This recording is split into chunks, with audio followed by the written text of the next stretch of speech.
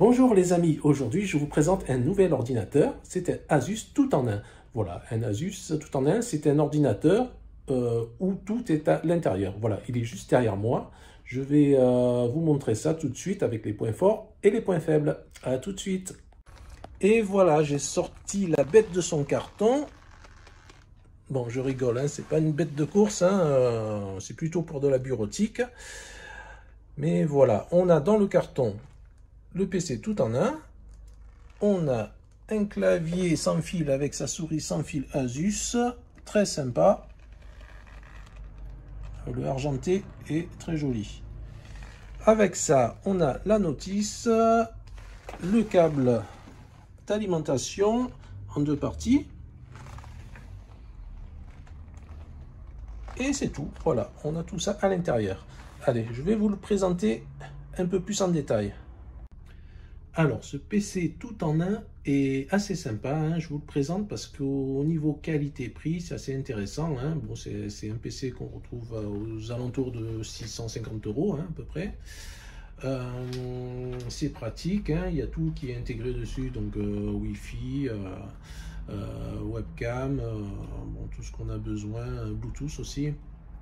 Tout ce qu'on a besoin est intégré à l'intérieur, un petit peu comme un portable, mais vous avez l'avantage d'avoir un 24 pouces quand même, hein, un 24 pouces Full HD avec un clavier souris sans fil. Donc on pose ça sur le bureau et plus rien à côté, juste un fil. Voilà, et vous êtes tranquille, que ce soit même imprimante, vous pouvez le connecter en Wi-Fi comme un portable. Voilà. Qu'est-ce que je peux vous dire d'autre dessus? Alors celui-là, il est en Pentium Gold, hein. C'est un petit Pentium Gold, donc on va dire c'est plutôt bureautique, hein, comme PC, pour faire de l'internet, de la bureautique. On a l'écran 24 pouces Full HD.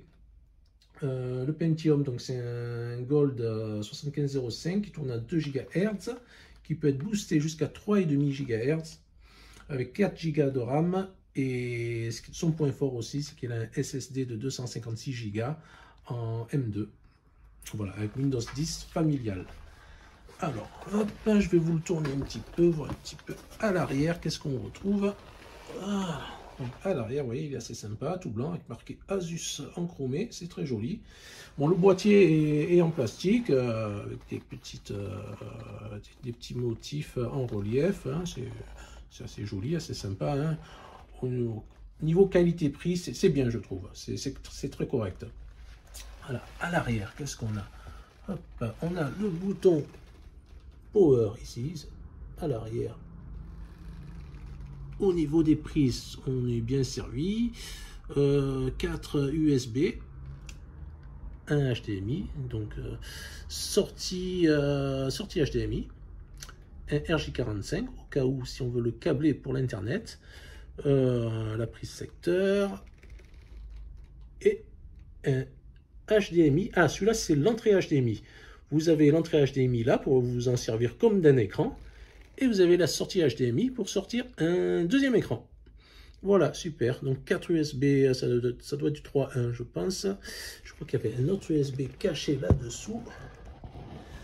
Ah, là-dessous. Oh, attendez, je ne vois pas très bien. Voilà, dessous vous avez un USB supplémentaire et la prise micro-casque en jack.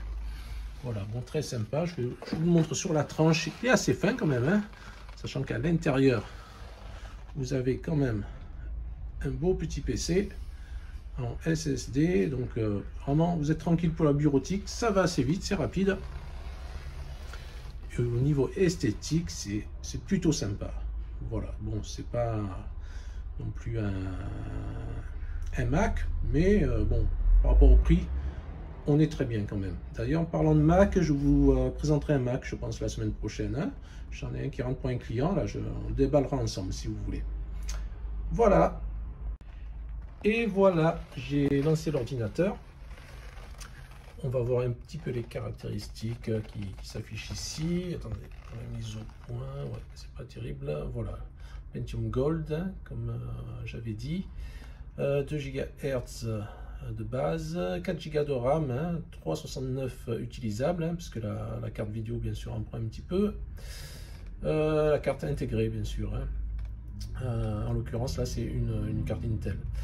Windows 10 familial, donc j'ai pas encore fait les mises à jour, hein, c'est la version 20H2. C'est pas la dernière de Windows 10, il y en a une autre derrière. Voilà. Après, il y a la possibilité dessus d'installer le Windows 11 aussi. Hein. Bon, pour l'instant, moi, je préfère les laisser sur les 10. Hein, le 11 est assez récent encore. Mais je vous montrerai un petit peu le Windows 11. Et pourquoi pas une installation du Windows 11 par la suite. Voilà. Qu'est-ce qu'on a comme programme? Bon, pas grand-chose hein, d'origine. Voilà, on a le pack Office, bien sûr, c'est une version d'évaluation. Donc il faudra en acheter une ou installer autre chose.